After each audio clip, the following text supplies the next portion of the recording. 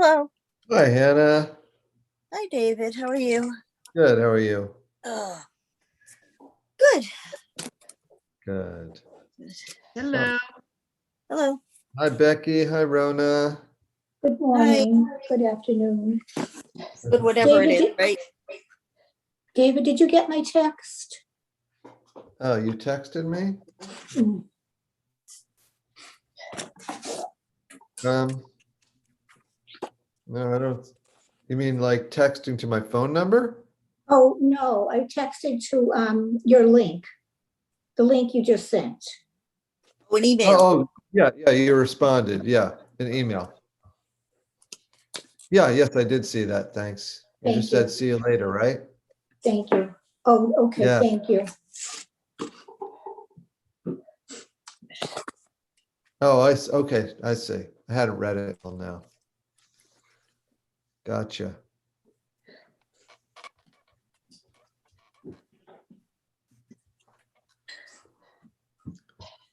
David, did you get my response to your email? I don't think I did. David, I didn't respond at all. I totally ignored you. No, not today's email. You sent me one a few days ago. Yes. I know that's what you were talking about. And I don't Yeah. think I saw a response. That's really I'll look strange because later. I responded in the affirmative. Excellent. Good. Good. Hi, Penny. Hello.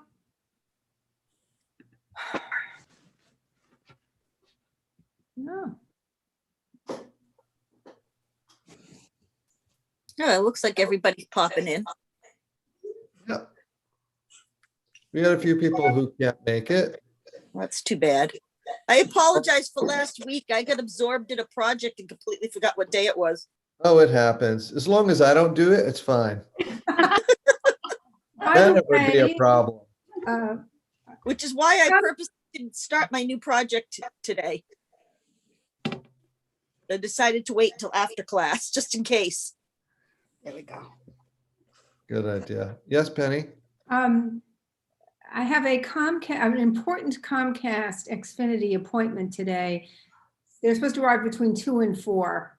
It's possible they never arrive at 2. But if I have to leave you, it has to do with changing my internet. So Ah, well, that's important. You gotta strike when the iron is hot in those cases. yes, right. Yes. Ruthie, you're early. No. Didn't you say that you wouldn't be? Oh, okay. For some reason I thought you said you were going to be there late, but no, you said you'd be there at 1:15. No, did I write the wrong time? I just. No, that I read it wrong. You wrote it correctly. I'm known to make mistakes. Hi, Mike. Hi, Natalie. Hi, David. Hi, everyone. Hi, hi, Mike, hi, Natalie. I was looking for you, Becky, this morning. They say you Hi, don't work on Teresa. Tuesday. I don't. I was exercising. I did Jean Amos's class. Good, good. What, my class? I'm not ready. Oh, I don't want to get in the water. I know. Richie had texted you. That would involve putting on a bathing suit. I'm not ready. Locker room's open. That's true. That's true. I just wanted to make, so I wanted to bring it up today, so that texted me the birthday. Okay, is Richie around? I hit the meeting. Need to Yeah, he's mute not home. somebody. He's been out for an hour, so want me to have him call you? I can't make it. Yes, but if you can just ask him Wednesday and Thursday of next week if he's available for lunch. Oh, okay, Wednesday or Thursday? Yep. Okay. Okay, I'll tell him. think I'm I'll have him call I'm gonna you. mute No problem. You can mute us all, right? Oh, that's better. I just muted Rona. Oh. Sorry. So, we started working on Ve'ahavta last week, and I am wondering if anyone would like to share how it's going. This is a difficult prayer for many people, and I'm using that word prayer loosely. I think I've talked about that. It's not actually technically a prayer, but it's part of our prayer service. Very, very important part. And it's one that the Hebrew is tricky for a lot of people. So I'm wondering how people are feeling about their progress with it. I'm curious as to why it's not a prayer. What is it? It's a quotation from the Torah. Okay. And it's not really asking for, well, it's not like, what do prayers do? So there are 3 or 4 main categories of what prayer does. You could praise God in a prayer. Right. You could express gratitude in a prayer. You could ask for something in a prayer. Or you could give thanks in a prayer. Some people put the thanks and the gratitude together. I might have missed, did I miss anything? This doesn't really do any of those things. This is sort of like a statement of teaching and instruction and a statement of belief. It's often called like a creed or a statement of belief. So, and we didn't really talk about the meaning of this at all, or very much. We'll do that a little bit more today. So, how are people feeling about your homework in reading this? Teresa?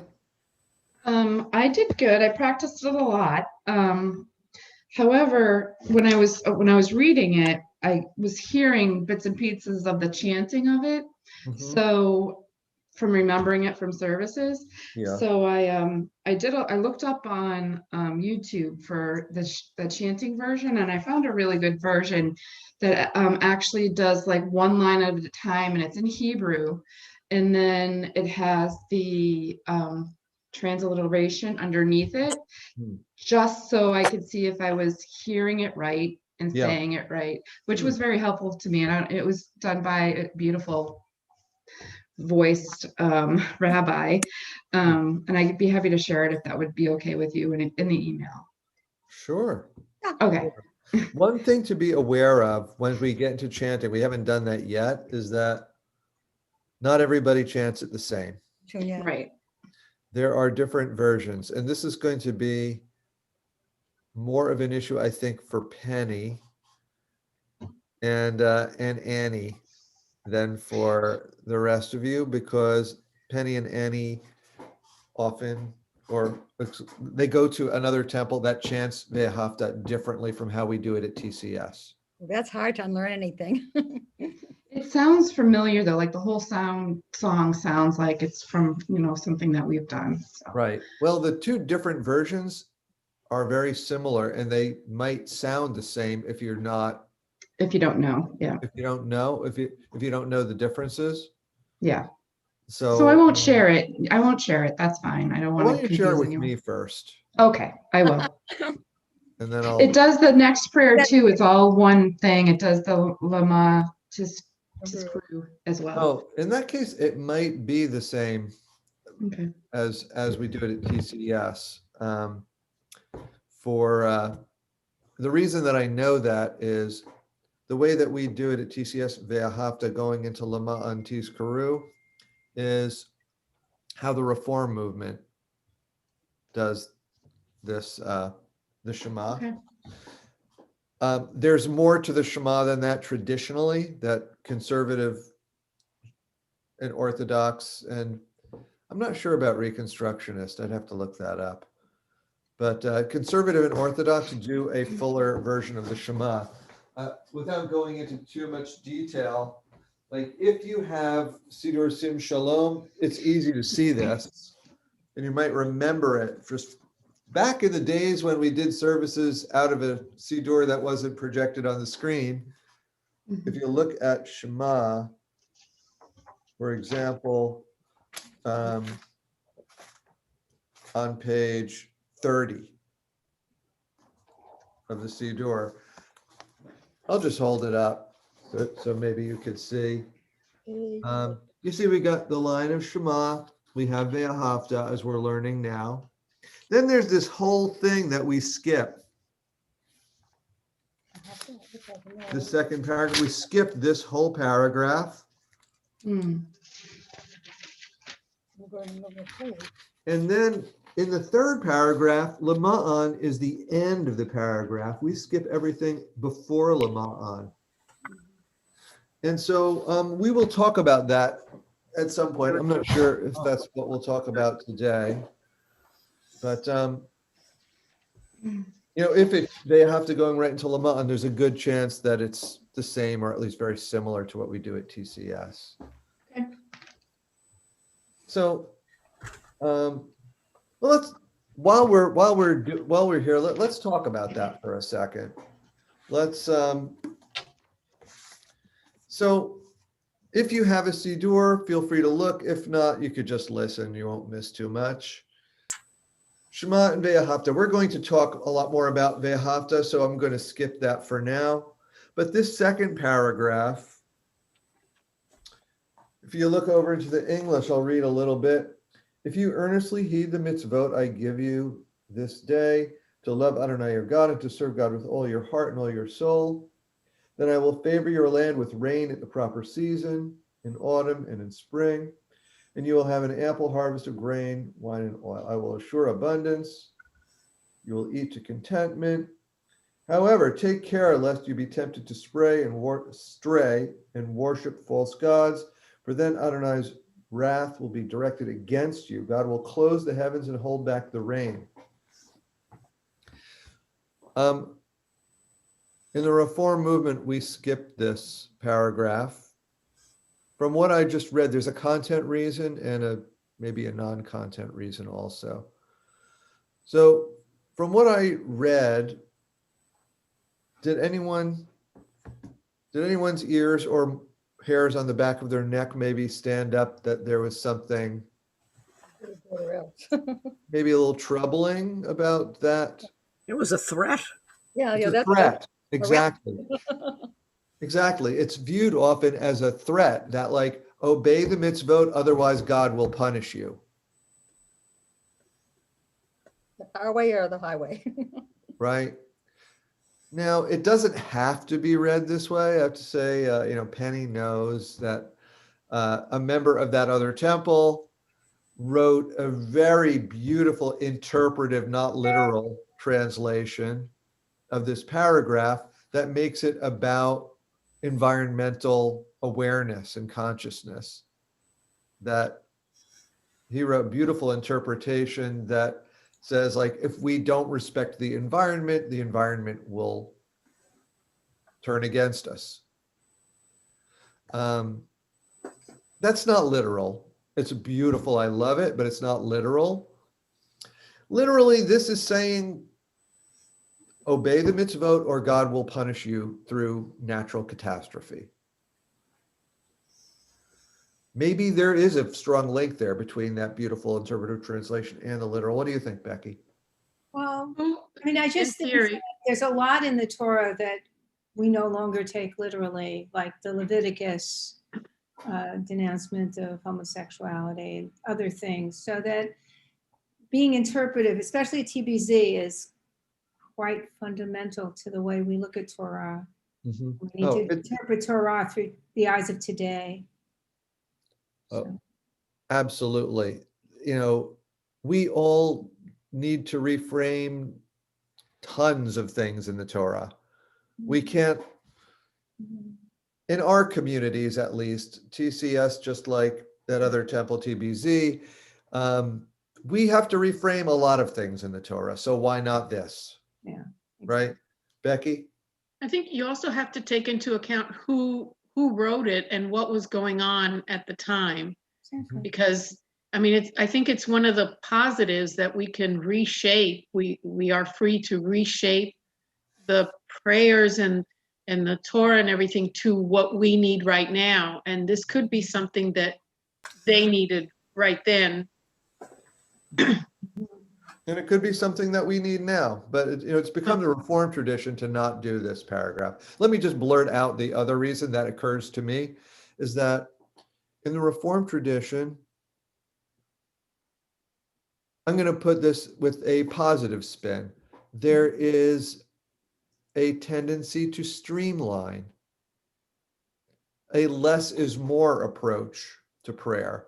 That for the level of Hebrew literacy and learning that we have in our congregations, not just TCS, most American Jews, even the ones who say this, there's too much Hebrew for people to really take it all in and understand it.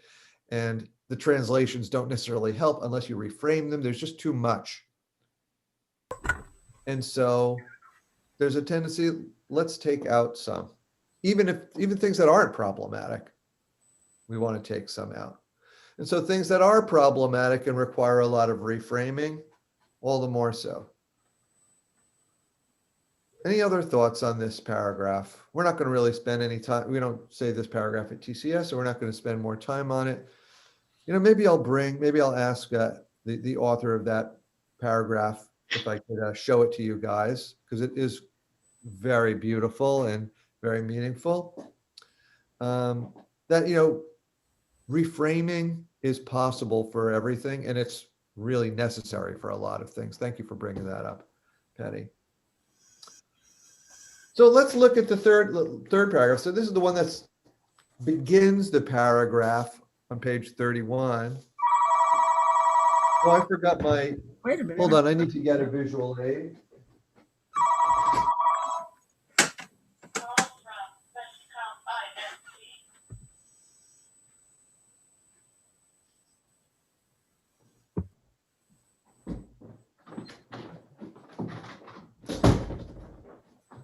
So here's the paragraph on page 31.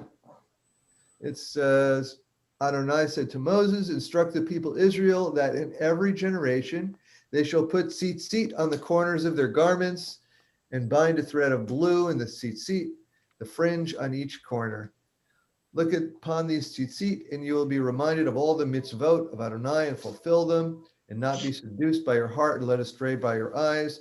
Then you will remember and observe all my mitzvot and be holy before your God. So here's the visual aid, the tzitzit. We do tzitzit attached to a talit. There are other ways that people do tzitzit. It doesn't have to be on a talit. There's something called a talit katan, which is sort of like an undershirt that has tzitzit on it that men in Orthodox communities tend to wear. So I don't know, from my reading that quickly and you're not looking at it, you got the purpose of tzitzit according to this paragraph. He wears the undergarment. You know someone who wears it, Mike? No, my lovely bride here found the show on Netflix. Oh, Shtisel. Yes. Shtisel is a great show and a great way to see another side of Judaism. Uh-huh.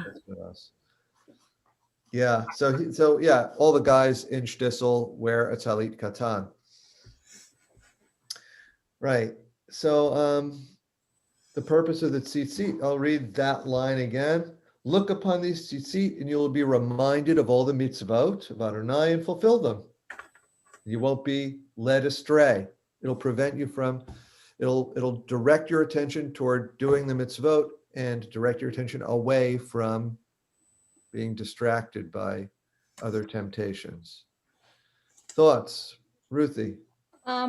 Many years ago, I was into making talit, and I got a direction book on how to tie all the knots. And it was really a Excellent. very nice experience. You never could get the blue thread, so I never did I was going to make my own blue thread, but I guess it's only a certain kind of dye that doesn't exist anymore. Well, the thing about the blue thread is interesting in that, like, for the blue thread, it's called techelet. It's from a Mediterranean, some sort of sea creature, like a snail, like a sea snail. And it was not available to Jews in the diaspora for the most part. And so, like, you're a Jew living in Poland or Hungary or something, you're not going to have access to this blue. So the tradition came to just not do that, to make your tzitzit. Because I thought I wasn't red or my- blue. But now that we have Israel, a lot of Jews are, they're finding this sea creature and making these blue really? threads. And so it does exist in Talitot now, although many people buy Talitot without it. Neither of my Talitot In here has it. I was has the blue thread. It has to be that kind of blue. You can't just use any kind of blue dye.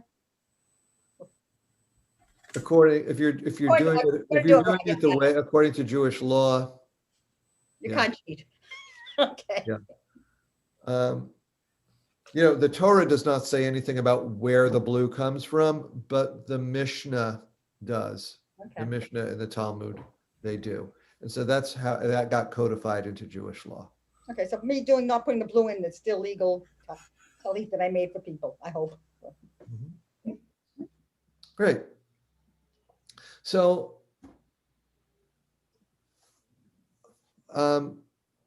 the reason that we don't read this, you could say that it's streamlining. You could also say that it has something to do with the Reform movement's different relationship with mitzvot than the Orthodox and conservative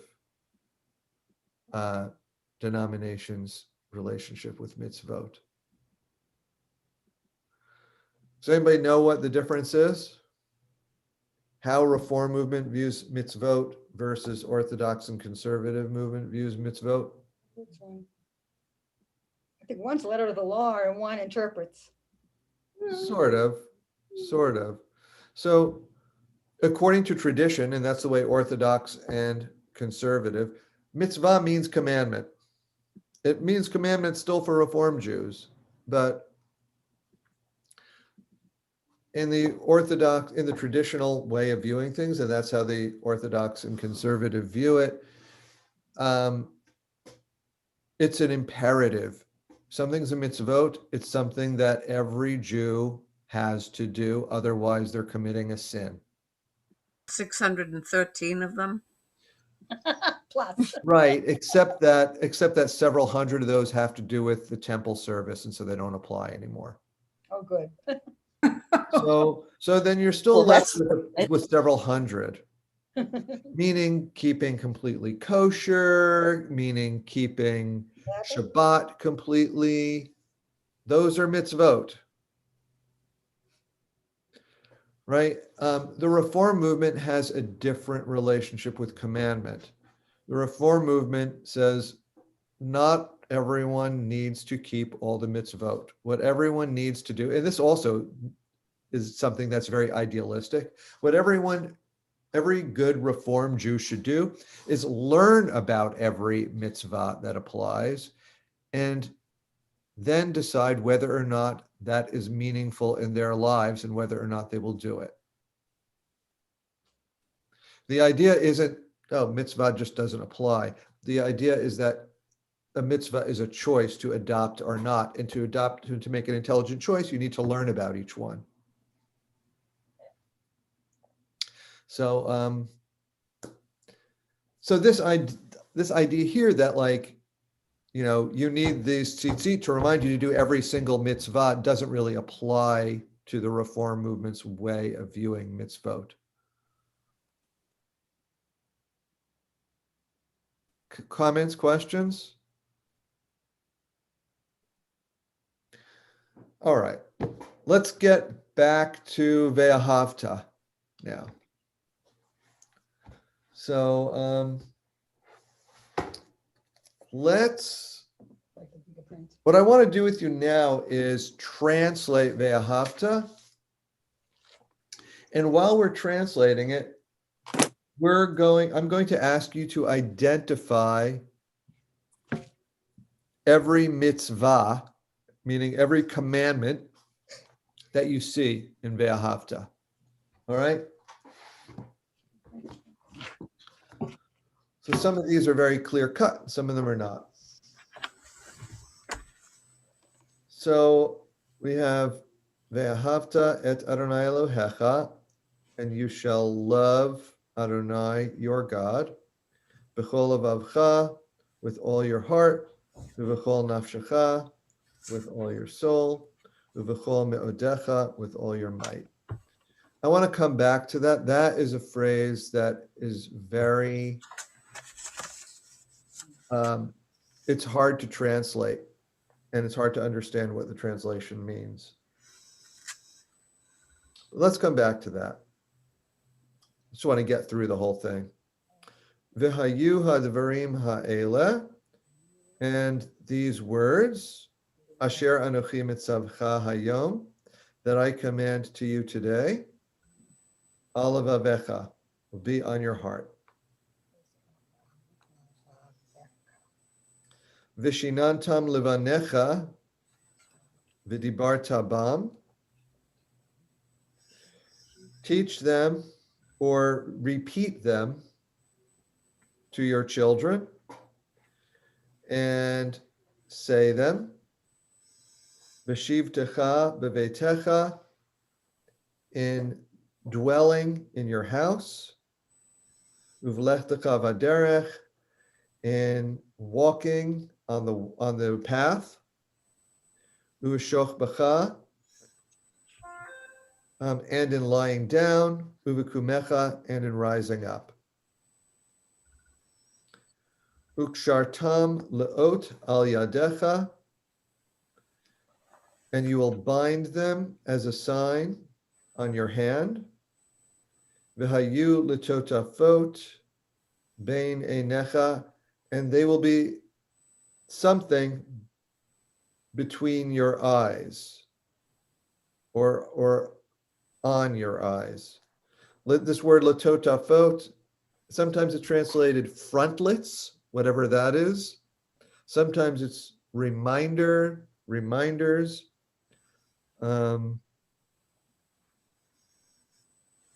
It's a word that really only applies to this verse and other verses like it.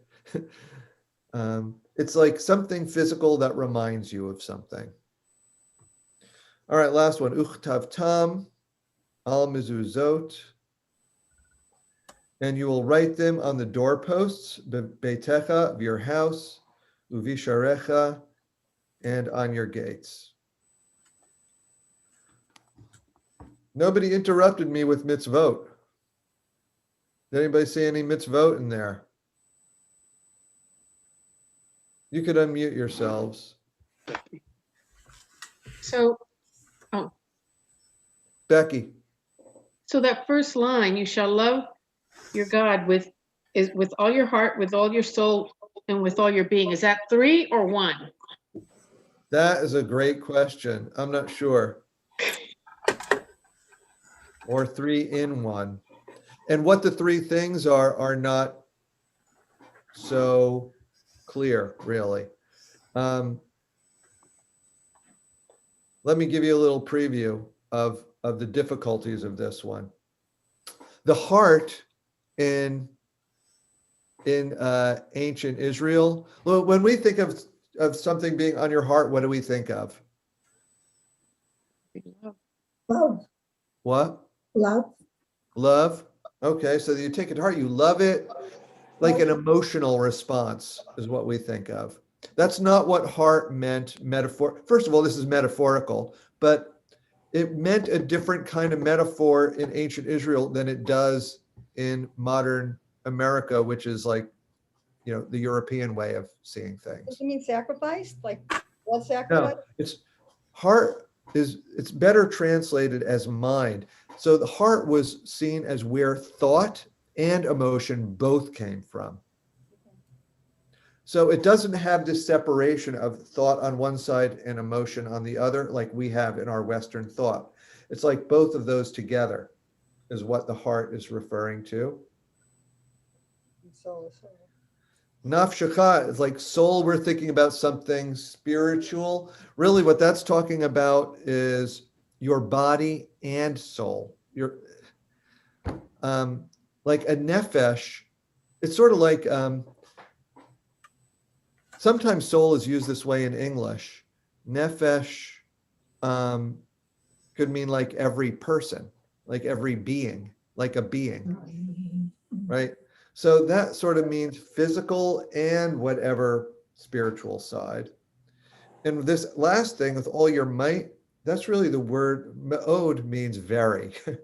Um, so that really sort of means all of your resources and all of your will. Becky? So when you said resources, is that outside of your body? Yes, Are your you- money, your money Oh, and your labor. Your All your possessions. stuff. What? Like all your stuff. Yeah.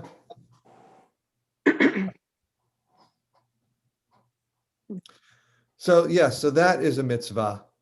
It's a very hard one to quantify whether or not you've done it, though, or done it enough. Shall we move on to another mitzvah? What's another mitzvah in here? Teaching them to your children. Absolutely, teaching them to the children. Look at you. Huh. Rona?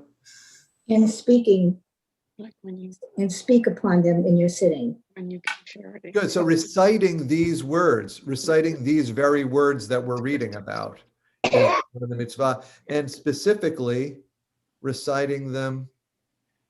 before you go to There's bed? a time and a place Before you go to bed? referred to. We go to bed and when you get up? Good. Something having to do with lying down and rising up. And there, as you could imagine, there were Talmudic debates as to what this meant. It's between the house of Hillel and the house of Shammai,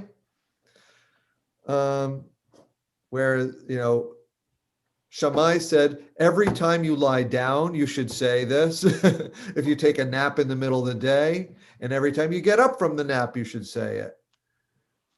Whereas Hillel said, no, it's talking about a person's average person's regular life, where you go to bed at night and you get up in the morning. So that interpretation won out.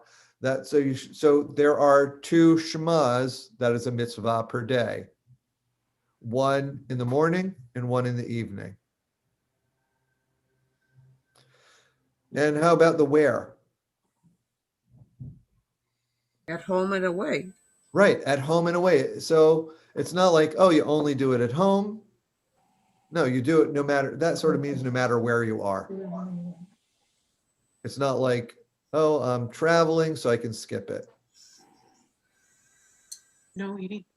So David, where they're talking about the symbols between your eyes, bind them for a sign upon your hand, is that talking about the tefillin?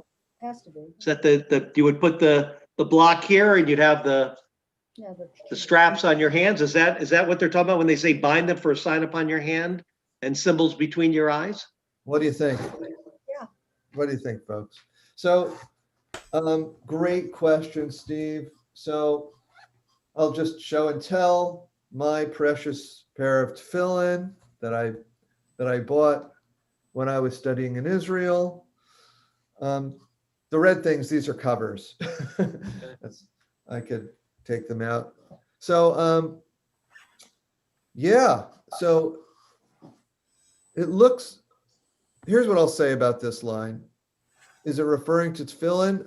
I guess so, because from the Middle Ages, you had people arguing about whether or not this line referring to tefillin is a drash, meaning is it literally referring to tefillin?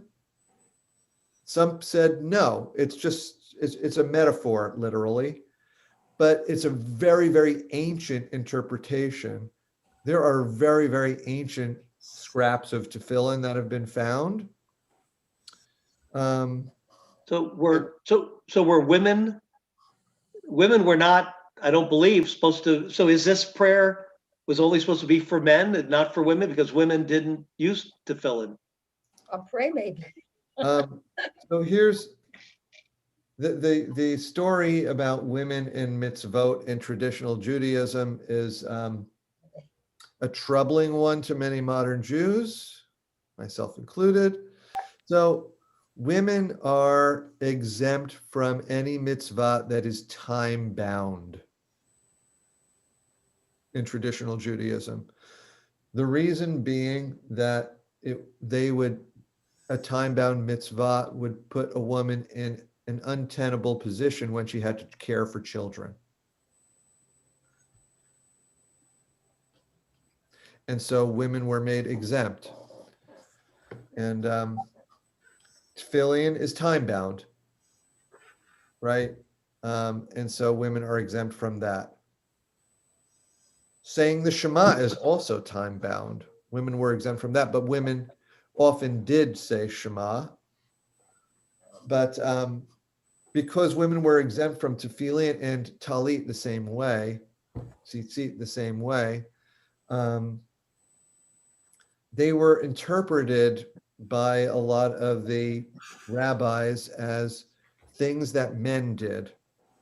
And it was seen as uncouth for a woman to like wear men's clothing, and tefillin would be like men's clothing. That's good.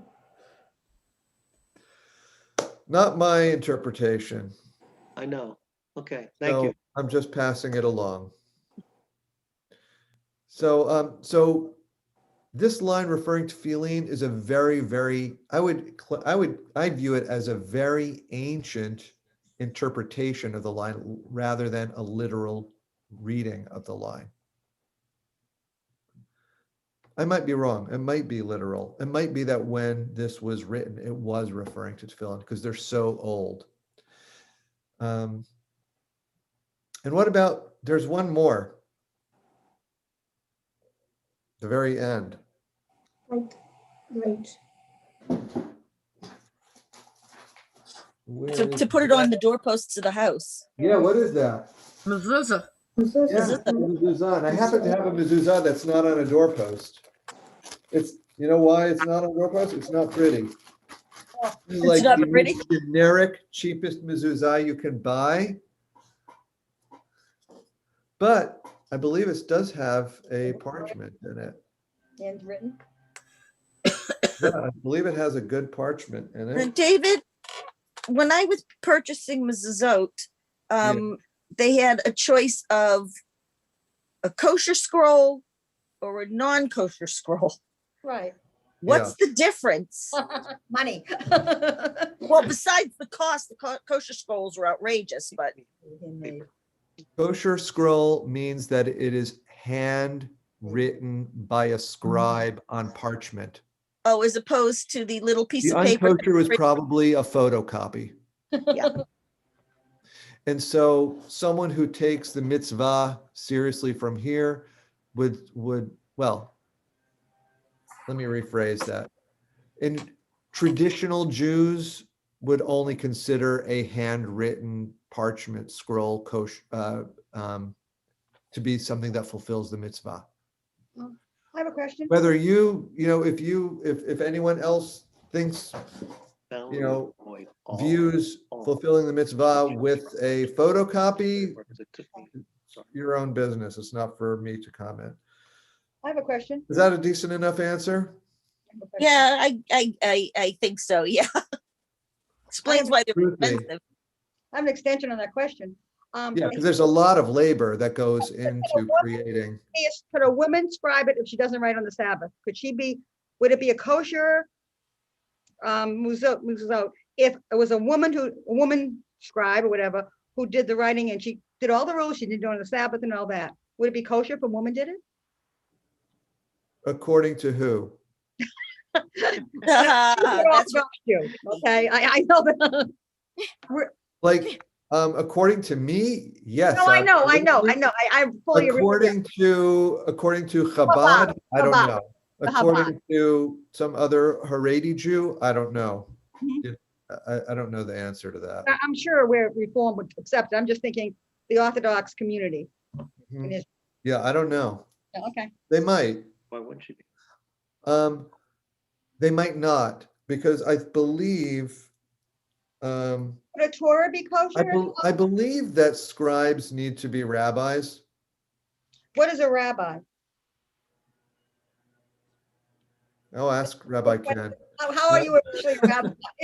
So what makes someone a rabbi? So that's something that differs by denomination, especially, in Orthodox Judaism, there are no women rabbis with some very rare small sliver exceptions, I think. And in the movie Stitzel that I'm watching, Yeah. they were all considered rabbis. All the students were called rabbis. Right. Well, that's because Maybe it's the about- norm in the community for every man who is not a total imbecile to become a rabbi. A rabbi is not something that you do for a living in a community like that. It's just part of growing up as a Doesn't man. rabbi mean teacher? Because they all go to yeshiva and they study Torah and they study until the teacher says, you've learned enough to be called rabbi. And then they do something else for a living. Penny, I was just gonna say, this is a little on the edge of the discussion around mezuzah, but I have a friend who is a Chabadnik. She lives here in the Boston area, and I was having some issues with my eyes, and she wanted me to send my mezuzah to someone to check it out because her belief was that there could be something wrong in the mezuzah that was causing my eye problem. Okay. And she's that's such a very, smart woman, but that seems so dubious to me, and I did not do it. that's very, very common. When I was teaching in Baltimore before I came to Boston, I had a really good friend who was the head of the math department at the school, and he always joked to me whenever anything would go wrong, he would say, "Have you checked your mezuzot?" Oh my God. As a joke, because Baltimore is a very, very ultra Orthodox town, and that is a very common Orthodox attitude: is that not fulfilling the mitzvah of mezuzah. Mezuzah has supposed to have sort of like mystical, protective qualities. It's sort of reminiscent of in Passover, putting the blood on the doorpost to keep out the angel of death. It's reminiscent of that. It protects your house and it protects people in your house. So if something goes wrong, maybe there was something, maybe you have a scroll that's not kosher, or maybe one of the scrolls that was kosher deteriorated, or there's superstition in Judaism. It's kind of like feng shui. It's affecting the air that comes in and out your door. Okay. I'm not going to comment on that. I don't know enough about feng shui. Or were you saying something, Teresa? No. So I've been talking with you a lot about the meaning of this. I hope you've been getting something out of it, but I do want us to do some practice reading Ve'ahavta. We didn't get to Lama'an, but let's focus on Ve'ahavta right now. What I'd like to do now is I'm going to mute you all. I'm going to practice with you twice. I'm going to do repeat after me. I'm going to read a phrase and I want you to read it. And then I'm going to read the whole thing through and I want you to read it at the same time as me. So first we'll do repeat after me, then we'll do unison, and then I'm going to put you in breakout groups to practice it some more. And then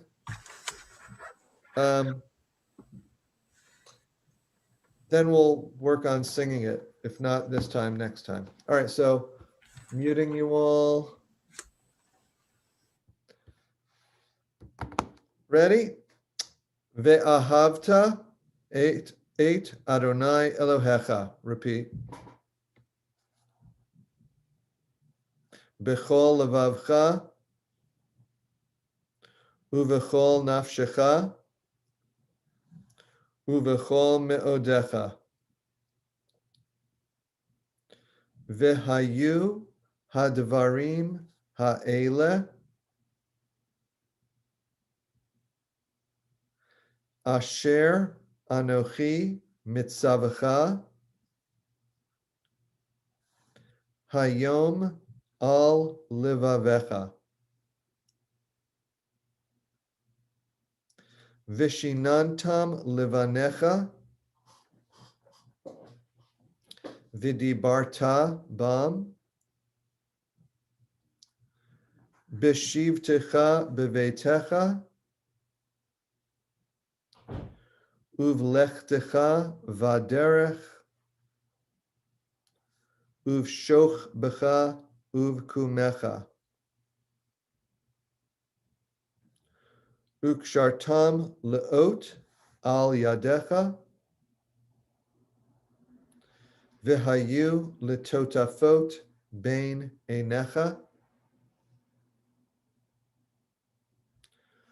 Uchtavtam al mezuzot. Beitecha uvisharecha. All right, now let's do it together. Ve'ahavta et Adonai Elohecha b'chol levavcha uv'chol nafshecha uv'chol me'odecha. Ve'hayu hadvarim ha'ele asher anochi mitzavcha hayom al levavecha. Vishinantam levanecha vidibarta bam beshivtecha bevetecha uvlechtecha vaderech uvshochbecha uvkumecha ukshartam leot al yadecha vehayu letotafot bain enecha uchtavtam al mezuzot beitecha uvish arecha. Now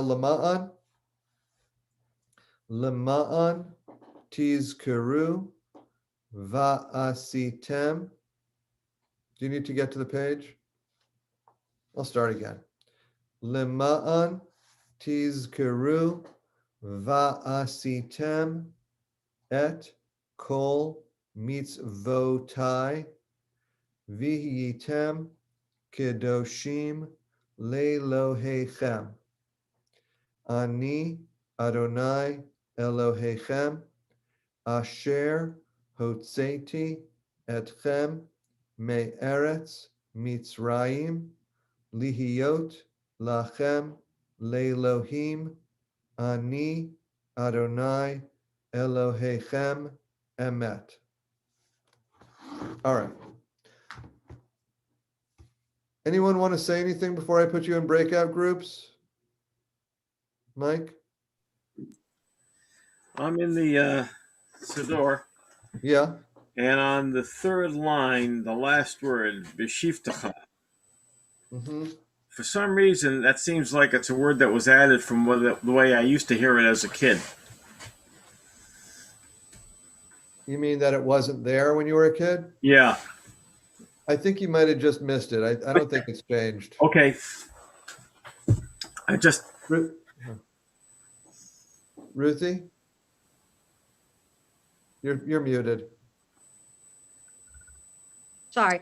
You said Emmett, and I'm using this book. It didn't have the word Emmett in it unless I Oh, did. it doesn't have the Emmet? Okay. That's what I was gonna ask too. It's not there, right? I just didn't miss, I missed it. I did miss it. Okay. Just checking. So the Emet is actually the first word of the next thing in the Siddur after Oh, in the this Siddur. paragraph of the Shema, and it's traditionally attached to it. That's why, like, if you hear me do this at services, And you say it. Yeah. Adonai Elohei. Amen. Well, first I would say, Liot lachem le'elohim, ani Adonai Elohechem, ending there, and then Adonai Elohechem. That's right. That's how Because the first word, the word emet means truth. So Yeah. it's a way of affirming the truth of what we just said. Yeah. All right, putting you in breakout groups. What are we gonna do? Just read the, Yeah, read Be'ahavta and Lama'an. okay. Where are the breakout groups? Oh, there it is.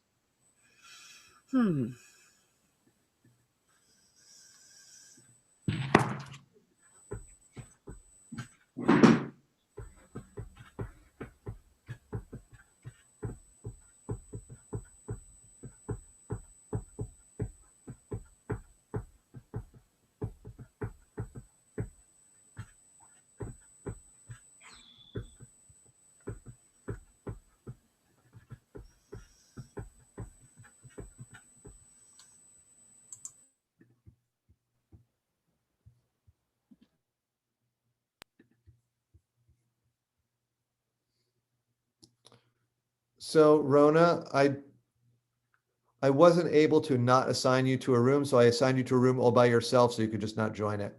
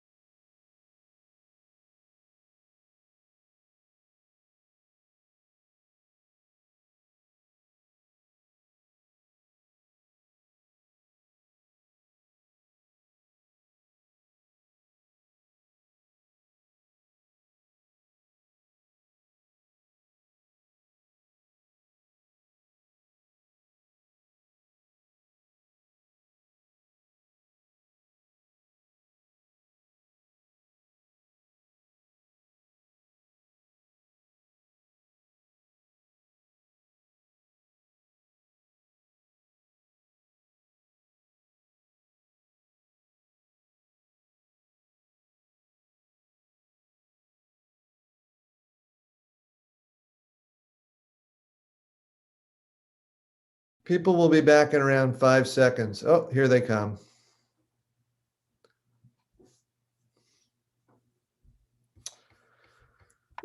So, how are we doing with the reading, folks? I thought we did pretty good. So, will it be a terrible bore for you to practice reading this for another week before we sing it? I think it's a good idea, especially that second part. I think definitely we should practice more, at least I should. Yeah, I think it's a good idea. Next week we'll start to add the tune. This takes some time to get. If you're not totally smooth and fluent yet, just keep going, keep working at it, and it will get there. So so the homework is the same thing. Practice this reading, Ve'ahavta and Lama'an. Try to get it fluent. Review whatever else you want. I would recommend reviewing the Avot and the Vishamru, the Torah Aliyah blessings, because those will just get better and better the more you do them. And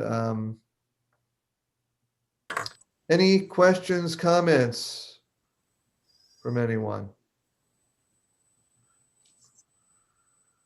Well, No class next week, right?